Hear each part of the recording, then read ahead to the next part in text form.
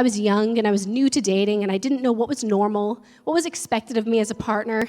And so when we would hang out and he would try to pressure me into physical activity that I didn't want to participate in, I really didn't know how to respond.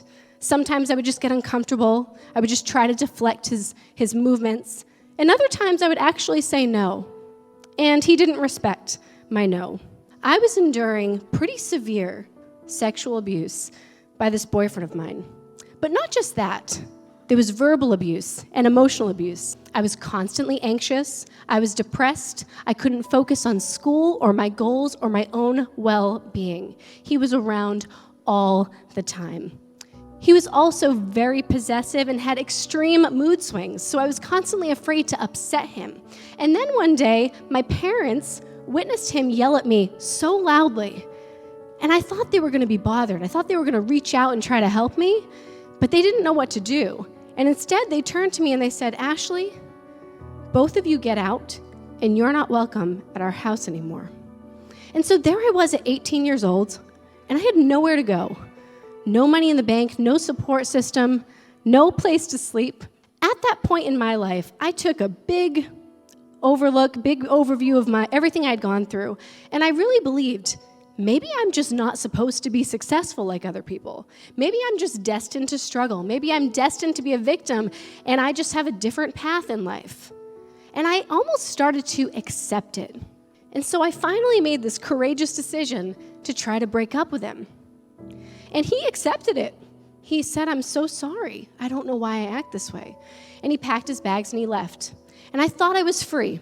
I thought, all right, time to start over again. Except I didn't realize how dangerous it is to break up with someone who acts this way, someone who's abusive. And 2 weeks later, there was a knock at my apartment door, and there he was. He forced his way in, and he severely physically attacked and strangled me that night. I found myself laying on my floor and really wondering, how is this my life? How have I gotten to this point, knowing who I used to be? And I felt so defeated and broken and hopeless. Now, thankfully, I was able to get away from him and run out the door and call the police, and he was arrested that night.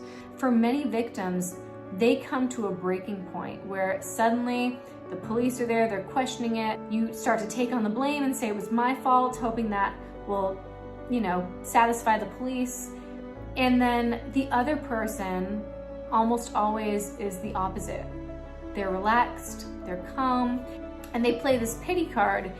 And that's why for the untrained officer or the untrained eye, many times you don't know who is at fault. You don't know who the aggressor is. And so that's really challenging too. That in that moment, it was like I heard my own voice for the first time in a long time, intuition, an aha moment that said, "Ashley, now go. You never had to live any of this, and you can change your life right now." And for the first time ever, instead of saying to myself, "See, Ashley, you really are meant to struggle. Here's more proof of it," I thought to myself, I have nothing left, but that means that I have a blank slate. This is how I turn my past into a source of purpose. So I ended up telling my story, and it was the most liberating thing I've ever done.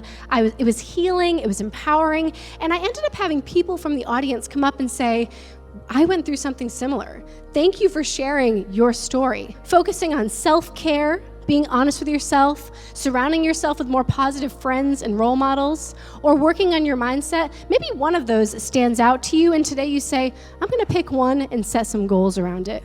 But at the very least, here is my challenge to every single person in the room. I want you to go home at some point this week and write down your highest vision for yourself, because it will make all of this other stuff easier. If you want something so bad, you will do whatever it takes in order to get there. Don't consult the limitations. Consult the possibilities. This is what will make you leaders and make you stand out.